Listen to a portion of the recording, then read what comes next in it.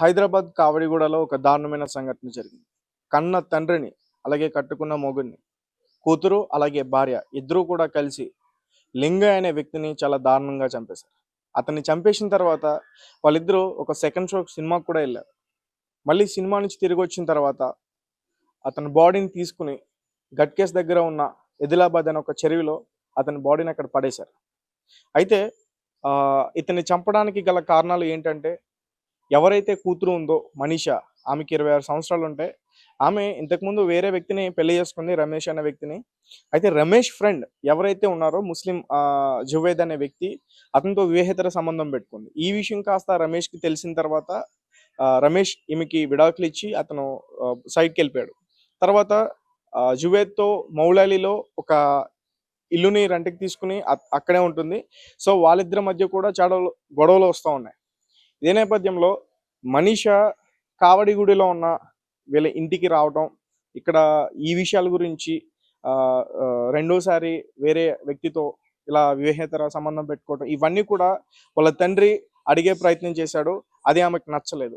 అయితే వీళ్ళ తల్లికి ఎప్పుడు కూడా చెప్తానే ఉంది, మీ హస్బెండ్ అంటే తండ్రే మీ హస్బెండ్ అని చాలా ఇబ్బంది పెడుతున్నాడు, ఎప్పటికైనా సరే నేను అతన్ని చంపేస్తా అంటూ కూడా చాలాసార్లు శారదతో చెప్పింది. అయితే ఈసారి అంటే జూలై 6వ తేదీన ఇదే రకంగా ఆయనకి చెప్పింది. ఇలా నాకు వివాహేతర సంబంధాలు ఉన్నాయని చెప్పేసి చుట్టుపక్కల వాళ్ళకి వీళ్ళకి చెప్తా ఉన్నాడు, నేను చంపేస్తా అంటూ కూడా చెప్పింది. సో అయితే ఈసారి ఏం చేసిందంటే తల్లితో కలిసి ప్లాన్ చేసింది. సో వాళ్ళు ముందుగానే అనుకున్నట్టు ఒక మెడికల్ షాప్ దగ్గర స్లీపింగ్ ట్యాబ్లెట్స్ తీసుకున్నారు. ఆ స్లీపింగ్ ట్యాబ్లెట్స్ ఈ మనీషా తీసుకొచ్చింది. దాని తర్వాత ఇంటికి వచ్చిన తర్వాత వాళ్ళ తల్లికి ఇచ్చింది. కళ్ళులో కలిపేసి ఆ స్లీపింగ్ ట్యాబ్లెట్స్ అని కూడా ఆ కళ్ళు అతని చేత తాగించారు. తాగించిన తర్వాత అతని దగ్గర నుంచి కూడా సౌండ్ అవేమీ రాకుండా నోట్లో గుడ్డ పెట్టి, తర్వాత ఇద్దరు కలిసి ఆ ఇద్దరితో పాటు జువేద్ని కూడా అతను కూడా పిలిచి ముగ్గురు కలిసి ఒక దిన్ను పెట్టి అతన్ని ఊపిరాడకుండా చంపేశారు. చంపేసిన తర్వాత హ్యాంగ్ చేసుకున్నట్టు నమ్మించడానికి వంట గదిలో హ్యాంగ్ చేయడం జరిగింది. సో ఇదంతా చేసిన తర్వాత మళ్ళీ సెకండ్ షోకి సినిమాకి వెళ్ళారు. వాళ్ళు ఏంటంటే వాళ్ళ ప్లాన్ ఏంటంటే, సో ఇతను ఆల్రెడీ చంపేశాం, మనం ఉరి పెట్టేశాం, ఒక సినిమాకి వెళ్ళే లోపు చుట్టుపక్కల వారు ఎవరైనా చూస్తే అతను మనస్తాపానికి గురయ్యి అతను ఉరి వేసుకుని చనిపోయాడు అని నమ్మించడానికి ప్లాన్ చేశారు. కానీ వీళ్ళు తిరిగి వచ్చేసరికి ఎవరు కూడా దాన్ని చూడకపోవటం, సో ఇలానే ఉంటే మనకి ఇబ్బంది అవుతుందని చెప్పేసి ఒక క్యాబ్ను బుక్ చేశారు.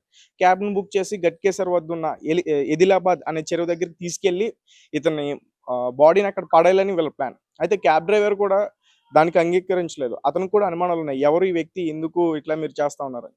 అయితే జస్ట్ కళ్ళు తాగేసి పడిపోయి ఉన్నాడు, మా ఇంటికి తీసుకెళ్లాలని చెప్పేసి గట్కేసర్ వద్ద వరకు కూడా తీసుకెళ్లారు. సడన్ గా అక్కడ ఆపేశారు. అక్కడ జువేద్, ఈ శారద అలాగే మనీషా ఈ ముగ్గురు కూడా కలిసి అక్కడి నుంచి బాడీని ఎదిలాబాద్ చెరువు వరకు కూడా తీసుకెళ్లారు. దాని తర్వాత ఆ చెరువులో అతని బాడీని పడేసి అక్కడి నుంచి ఎవరింటికల్లా సైలెంట్గా వచ్చేసారు. అయితే వీళ్ళు ఇదంతా కూడా చేసింది జూలై 6వ తేదీ. జూలై 7వ తేదీ ఆ చెరువులో మృతదేహం పైకి తేలడం, అక్కడున్న కొంతమంది స్థానికులు చూసి పోలీసులకి ఫిర్యాదు చేయడం, ఆ పోలీసులు వెంటనే అక్కడికి వెళ్ళి ఆ బాడీని స్వాధీనం చేసుకుని అతను బాడీ ఒంటిపైన గాయాలన్నీ ఉండడం వల్ల వాళ్ళు కూడా కొంచెం అనుమానాస్పదం కింద కేసు నమోదు చేసుకుని దీని గురించి దర్యాప్తు చేసే ప్రయత్నం చేశారు. దీని గురించి దర్యాప్తు చేస్తున్న టైంలో వీళ్ళకి చాలా కీలక విషయాల్లో వెల్లడయ్యాయి. ముఖ్యంగా శారద అలాగే మనీషా వీళ్ళిద్దరిని కూడా విచారణ చేస్తున్న టైంలో వాళ్ళ మాటలు కానీ వాళ్ళు చెప్పే తీరు కానీ చాలా అనుమానాస్పదంగా ఉన్నాయి. అయితే మొత్తానికి గట్టిగా అడిగేసరికి వాళ్ళు మొత్తం నిజమంతా కూడా చెప్పేశారు. శారద అలాగే మనీషా, జువేద్ వీళ్ళు ముగ్గురు కలిసి అతని ఇంట్లోనే చాలా కిరాతకంగా దారుణంగా చంపేశారు. ప్రస్తుతం ఈ ముగ్గురిని కూడా పోలీసులు అదుపులోకి తీసుకున్నారు, అరెస్ట్ చేయడం అయితే జరిగింది. అంటే ఈ హనీమూన్ అలాగే రీసెంట్గా జరిగిన కరీంనగర్ సంఘటన కావచ్చు, ఇవన్నీ చూసిన తర్వాత ప్రస్తుతం ప్రజెంట్ హైదరాబాద్లో ఈ కేసు ఆ చుట్టుపక్కల ఉన్న వారందరినీ కూడా చాలా కలకలం రేపుతా ఉంది. ఎందుకంటే వివాహేతర సంబంధాలు పెట్టుకుని భర్తలను చంపేయటం, అలాగే తండ్రులు చంపేయటం, తల్లిదండ్రులను చంపేయటం, ఇవన్నీ కూడా చూస్తూ ఉన్నాం. అయితే ఇక్కడ తల్లి కూడా ఎందుకు కూతురికి అంగీకరించిందనే కోణంలో దర్యాప్తు చేస్తూ ఉంటే, తల్లిని కూడా ఈమె బెదిరించింది, నిన్ను కూడా నేను చంపేస్తాను అవసరమైతే అతనితో కలిసి. సో అందుకని ఈమె కూడా అంగీకరించింది శారద. ఆమె కూడా ఒక జిహెచ్ఎంసీ స్వీపర్ అంటూ కూడా చెప్తున్నారు. దానికి సంబంధించిన పూర్తి విషయాలన్నీ కూడా ఇంకా బయటికి రావాలి. మొత్తానికి ఈ లింగయ్య అనే వ్యక్తికి 2 కూతుర్లు ఉన్నారు. పెద్ద కూతురు ఎవరైతే మనీషా ఉన్నారో ఆమె ఇదంతా కూడా ప్లాన్ ప్రకారం చేసి ఆమె ప్రియుడితో కలిసి ఇదంతా కూడా ఒక ప్లాన్ ప్రకారం ఈ లింగే అనే వ్యక్తిని చాలా దారుణంగా చంపేశారు. చాలా చిత్రహింసలు పెట్టారంటూ కూడా చెప్తున్నారు. ఒంటిపైన గాయాలు ఉండడంతో సో పోస్ట్ మార్టం రిపోర్ట్స్‌కి ఆల్రెడీ ఎళ్ళినాయి. ఆ బాడీని కూడా బయటకి తీసుకొచ్చి పూర్తిగా అంత్యక్రియలన్నీ కూడా చేశారు. అయితే వాళ్ళ ఫ్యామిలీ మెంబర్స్‌తో ఒకసారి మనం మాట్లాడే ప్రయత్నం చేద్దాం. అసలు వాళ్ళు ఏమనుకుంటున్నారు ఈ సంఘటన పైన దీని గురించి. ప్రెజెంట్ ఎక్కడైతే ఆ మహిళ అతన్ని హత్య చేసి దాని తర్వాత ఒక క్యాబ్ బుక్ చేసి తీసుకెళ్లి ఒక చెరువులో పడేశారో ఆ ప్లేస్ లో మనం ఉండడం జరిగింది. సో వీళ్ళకి సంబంధించిన కుటుంబ సభ్యులు కూడా ఇక్కడే ఉన్నారు. ఒకసారి వాళ్ళతో కూడా మనం మాట్లాడే ప్రయత్నం చేద్దాం. బ్రదర్ చెప్పండి, ఇప్పుడు అసలు ఈ సిచ్యువేషన్ అసలు ఎందుకు జరిగింది, ఎలా జరిగింది, వివాహేతర సంబంధమే కారణం అంటూ కూడా చెప్తా ఉన్నారు. ఇందులో ఎలాంటి వాస్తవాలు ఉన్నాయి? అవునన్నా, ఇది వేరే వాళ్ళ ఎఫ్ఐఆర్ వాళ్ళ ఉందని లింక్ ఉందనే జరిగింది. కాకపోతే మదరు పెద్ద బిడ్డ మనీష ఒక ఉంచుకుని ఆయన రమేష్ అని చెప్పి ఇది రా- జావీద్ జావీద్ అని చెప్పి వాళ్ళు ముగ్గురమే చేయడం జరిగింది. ముస్లిం అతను ముగ్గురమే చేయడం జరిగింది. సండే రోజు మధ్యాహ్నం 12 గంటలకు ఇంట్లో చంపేసి నైట్ ఇక్కడనే ఇంట్లో చంపేసి నైట్ తీసుకెళ్లి చెరువు కాడ పడేసారంట. అది తెలిసిన ఇంతవరకు అయితే అదే తెలిసింది. ఏంటంటే ఇంతకు ముందు ఏమైనా ప్రాబ్లమ్స్ ఉన్నాయా మిగతా ఈ విషయాల గురించి ఏమైనా డిస్కస్ చేయడం, గొడవలు పడడం అలాంటి ఏమైనా జరిగాయా? అసొంటిది ఏం లేవు అన్న, నాకు ఎసొంటి ప్రాబ్లం లేదు. గలీల వాళ్ళతో ఇట్లా ఏం లేదు. కాకపోతే ఆయన జర కోపదార మనిషి, ఎవరితో మాట్లాడేవాళ్ళు కాదు. చనిపోయిన వ్యక్తి ఇప్పుడు చనిపోయిన వ్యక్తి ఎవరితో మాట్లాడేటోళ్ళు కాదు. ఆయన ఏందో ఆయన చూసుకుంటుండే. ఆయన జాబు ఇల్లు తప్ప వేరే ప్రపంచం ఏం లేదు. ఇట్లా మేమే షాకింగ్ ఉన్నాం. ఏంటంటే ఎందుకు అలా చంపడం జరిగింది, అంత ఆలోచన వాళ్ళకి ఎందుకు వచ్చింది అని చెప్పి మేమే షాకింగ్ ఉన్నాం అన్న. అంటే ఇంతకు ముందు ఆమెకి ఏమన్నా మ్యారేజ్ అయిందా? మనీషా అనే ఆమెకి మనీషా అన్న ఆమెకి ఫస్ట్ మ్యారేజ్ అయింది. అతని ఫస్ట్ భర్త పేరు రమేష్. ఉన్నారైనా? ఉన్నారు, ఆయన ఇట్లా ఉన్నారు. కానీ ఎట్లా అంటే వాళ్ళు కొన్ని గొడవల వల్ల విడిపోవడం జరిగింది. దాని తర్వాత ఈ అదర్ పర్సన్ థర్డ్ పర్సన్ ఎప్పుడు వచ్చిందో తెలీదు, కానీ వచ్చిండు. మాకు తెలిసింది అప్పుడు చంపేసినప్పుడే థర్డ్ పర్సన్ అనేది ఒక పర్సన్ ఉన్నాడు.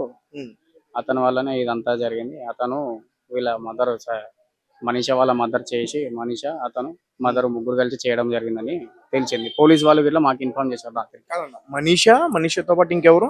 మనీషా వాళ్ళ మదరు, లింగం వాళ్ళ భార్య మదరు. ఆమె కూడా ఇందులో ఆమె హస్తం కూడా మాకు ఇది పోలీస్ వాళ్ళు చెప్పారు. మాకు పోలీస్ వాళ్ళు చెప్పారు ఆమె హస్తం గిట్ల ఉంది, ముగ్గురు కలిసి చేయడం వల్లనే అతను చనిపోయాడు అని చెప్పి పోలీస్ వాళ్ళు చెప్పారు. అంటే ఇక్కడ ప్రాబ్లం వచ్చేసి మనీషా కదా, ఆ భర్తతో ఆమెకేం ప్రాబ్లం లేదు కదా. మాకు అది తెలియకనే షాకింగ్ ఉండమని చెప్పి. నార్మల్ గా మీరు చెప్పండి, మీ అత్త మామలు ఇక్కడ ఎట్లా ఉండేవారు మీరు ఇంటికి వచ్చినప్పుడు కానీ, మిమ్మల్ని చూడడంలో కానీ? మా అత్త మామలు ఎప్పుడు గొడవ పడేవాళ్ళు, కానీ నాన్న చాలా నార్మల్. వైఫ్ అండ్ హస్బెండ్ గొడవలు ఎట్లుంటాయి అంతే నార్మల్ గా ఉండేవాళ్ళు. వాళ్ళు అంతకన్నా మించి ఏమి అంత పర్సనల్ గా తీసుకోవాల్సిన అవసరం ఏముంది, అంతలా చంపాల్సిన అవసరం ఏముంది అనేది మాకు ఇంకా తెలియదు.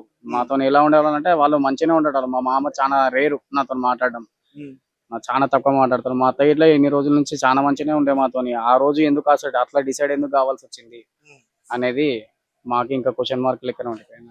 ఏం చేస్తారు మీ మామ? ఆయన సెక్యూరిటీ జాబ్ చేస్తారు, సెక్యూరిటీ డ్యూటీ చేస్తాడు. ఏ కంపెనీ అనేది ఐడియా లేదు, కానీ ఓల్డ్ సిటీ సైడ్ అయితే తెలిసింది నాకు. అసలు ఎలా జరిగింది అంటే ఇక్కడ హత్య చేసిన తర్వాత అలా ఏం చేశారు పోలీసులు, మీకు ఏం చెప్పారు?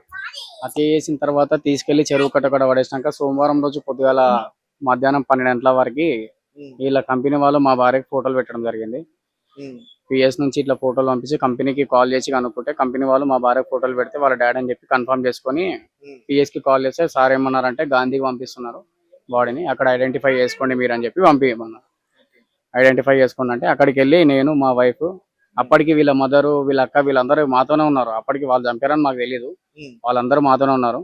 అక్కడికి వచ్చి వాళ్ళ డాడీని కన్ఫర్మ్ చేసుకున్నాక సార్ వాళ్ళు ఇన్వెస్టిగేషన్ స్టార్ట్ చేసి తర్వాత అది వాళ్ళు క్యాబ్ బుక్ చేసుకోవడం జరిగింది. క్యాబ్ లా తీసుకుపోయినందుకు ఆ పర్సన్ క్యాబ్ పర్సన్ పట్టుకొని మధ్యలో ఒక టాక్ వినిపిస్తుంది, అంటే కళ్ళులో ఏదో మందు కలిపారు, అందరితో ఊరి శిక్ష వేశారు అన్నది. అది మాకు తెలియదు. అది మేము ఈ రోజు విన్నది, ఈ రోజు న్యూస్ లో విన్నది కళ్ళలో కలిపిరని చెప్పి. ఇప్పుడు పొద్దుగాల నేను విన్నది అది. అంతకి అదంతా ఐడియా లేదు మాకు. తీసుకెళ్లి ఇలా చంపి ఇలా తీసుకెళ్లి శవం పైకి వెళ్ళినాక కన్ఫర్మ్ చేసుకొని కంపెనీకి కాల్ చేసి ఫోటోలు పెట్టడం జరిగింది. ఇవి మాత్రమే తెలుసు.